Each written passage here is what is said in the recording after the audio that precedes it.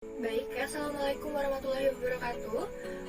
Sebelumnya perkenalkan, nama saya Debbie Fitriana, NIM 811419171, mahasiswa Fakultas Hukum Universitas Negeri Semarang, yang pada kesempatan kali ini saya akan menjelaskan terkait dengan jurnal yang telah saya terbitkan, yaitu yang berjudul Urgensi Penerapan Insentif Pajak Penghasilan dalam Undang-Undang Cipta Kerja antara Tujuan Penerimaan Negara dan Kesejahteraan. Perlu diketahui bahwa latar belakang dalam jurnal ini yaitu sebagaimana yang tercantum dalam pembukaan Undang-Undang Dasar Republik Indonesia tahun 1945 yang menyatakan bahwa tujuan negara itu meliputi perlindungan, kemajuan kesejahteraan umum, mencerdaskan kehidupan bangsa dan ikut berpartisipasi dalam ketertiban dunia. Sedangkan dalam mencapai tujuan tersebut perlu dana yang cukup besar.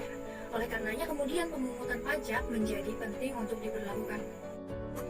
Jika merujuk pada pengertian pajak sendiri, yaitu tertera pada perubahan ketiga Undang-Undang Nomor 28 Tahun 2007 atau KUP 2007 Pasal 1 Ayat 1 yang menyebutkan dengan tegas bahwa pajak merupakan salah satu kontribusi wajib yang diserahkan kepada negara dengan sifat memaksa yang dibayarkan.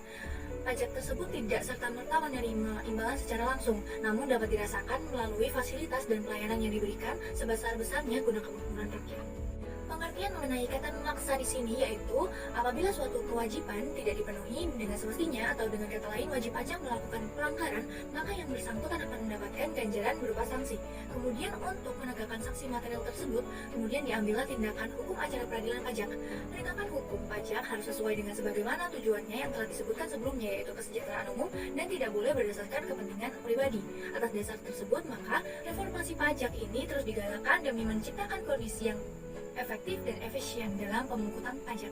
Latar belakang dari penulisan jurnal ini adalah yaitu kaitannya dengan reformasi hukum pajak. Yang kita dapat ketahui bahwa terdapat undang-undang baru yaitu Undang-Undang Cipta Kerja yang dengan itu membawa beberapa perubahan yang cukup mendasar yang menimbulkan konsekuensi tertentu terhadap pajak itu sendiri.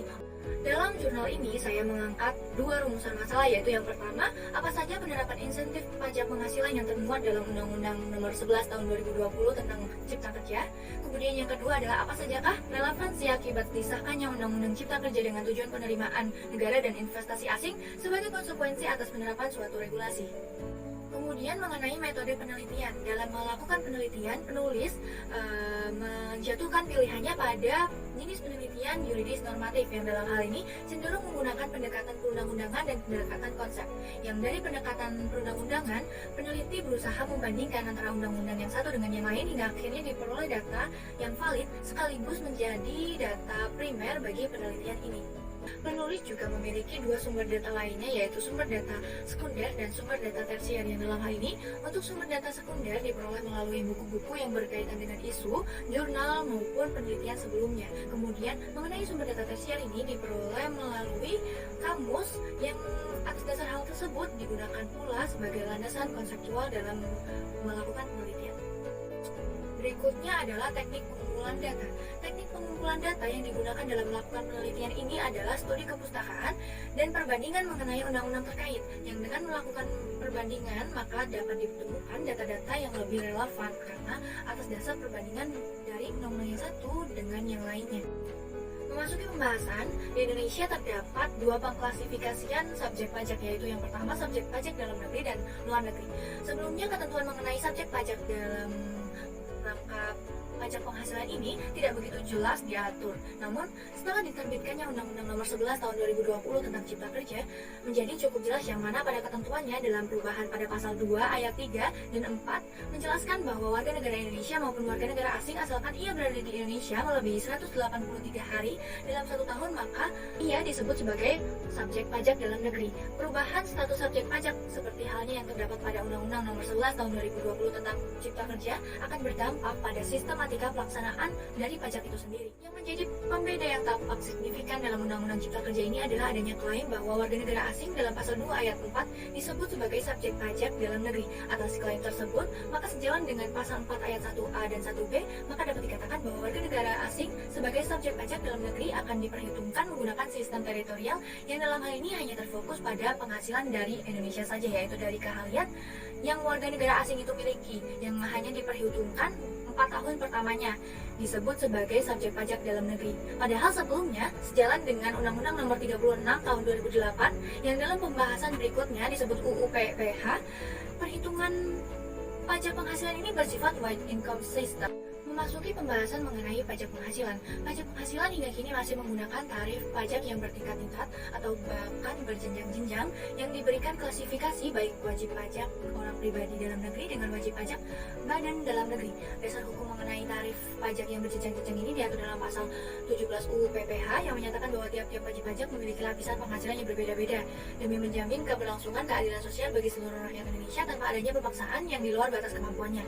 Tarif pajak penghasilan badan ini jika didasarkan Undang-Undang Nomor 11 Tahun 2020 tentang Cipta Kerja mengalami pekerdilan dalam persentasenya. Seperti yang diketahui pada tahun pajak 2019 sebelumnya, yaitu ketika masih diatur dalam UU PPH, tarif pajak penghasilan badan adalah 25%. Namun mulai tahun 2020 hingga tahun 2021, tarif pajak penghasilan ini sesuai dengan Undang-Undang Cipta Kerja turun menjadi 22%. Hingga memasuki tahun pajak 2022, persentase pajak ini menjadi semakin merosot, yaitu menjadi 20%. Perusahaan terbuka dan go public akan diberikan kemudahan berusaha, yaitu dengan adanya pemberian tambahan insentif sebesar 3%, sehingga dari 20% dipotong sebesar 3%, maka tarif pajaknya menjadi hanya kisaran 17% saja dengan memenuhi syarat-syarat tertentu, yaitu diinvestasikan ke Indonesia. Yang cukup terdampak dari kebijakan tersebut adalah pajak dividen, karena perubahannya ini cukup signifikan dari dividen yang semula objek pajak menjadi non-objek pajak. Dalam ketentuan sebelumnya disebutkan bahwa jika pemegang saham adalah orang pribadi, maka pajak dividennya adalah 10% dan bersifat final. Namun pada perubahan kali ini, dividen menjadi non-objek pajak sehingga tidak dikenakan pajak dividen dengan syarat wajib diinvestasikan kembali ke Indonesia. Masuki pembahasan utama, yaitu pilihan antara tujuan penerimaan negara dan investasi asing sebagai konsekuensi disahkannya Undang-Undang Cipta Kerja. Investasi asing seringkali disebut memiliki peran penting bagi kinerja ekonomi yang nyata. Namun, penurunan tarif pajak demi meningkatkan investasi bukanlah hal yang tepat untuk dilakukan di masa pandemi seperti sekarang ini.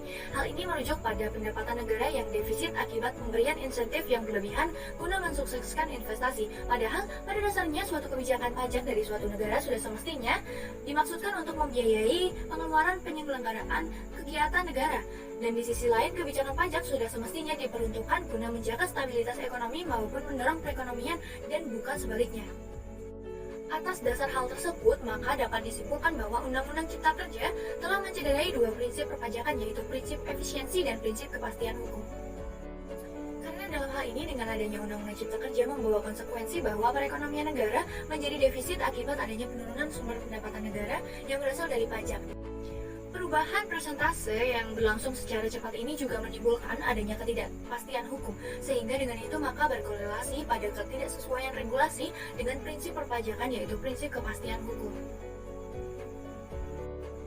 Pemberian kemudahan investasi yang dicanangkan dalam Undang-Undang Cipta Kerja juga perlu dipertanyakan kembali mengenai keberlanjutan investasi yang kemudahannya telah diberikan secara meluas.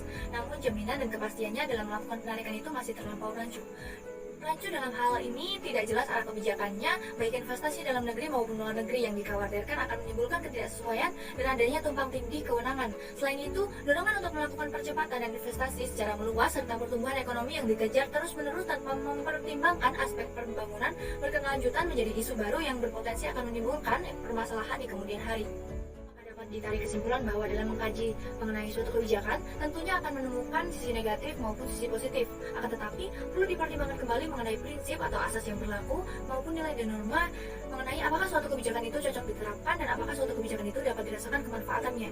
Dalam implementasi regulasi Undang-Undang Nomor 11 Tahun 2020 tentang Cipta Kerja ini salah satunya. Urgensi yang terdapat dalam Undang-Undang Cipta Kerja pun masih cenderung kurang matang. Pembukaan besar-besaran peluang investasi dengan menurunkan presentase PPH diikuti dengan perubahan yang terbilang cukup cepat karena penurunannya dari 3 tahun terakhir sudah mencapai 3% dari total keseluruhan, yang dengan itu maka menimbulkan adanya ketidakpastian hukum karena pada tahun 2022 dikabarkan akan mengalami penurunan kembali sebesar 2% sehingga menjadi 20%. Hal ini lantas menjadi pertimbangan kembali. Di satu sisi, insentif pajak dengan menurunkan tarif pajak ini akan bermanfaat bagi wajib pajak terdampak COVID-19. Namun, di sisi lain, masuknya investasi asing ini menjadikan adanya pertentangan seperti pada Undang-Undang Penataan Ruang dan Kehutanan atas dukungannya pada badan yang tidak berpihak pada lingkungan. Kemudian saran yang dapat saya berikan atas penelitian ini adalah perlunya melakukan pengkajian ulang atau tinjauan kembali mengenai urgensi dari pengesahan penurunan tarif pajak penghasilan dengan mempertimbangkan atas asas-asas, prinsip maupun nilai dan norma yang berlaku. Baik, mungkin cukup sekian penjelasan saya.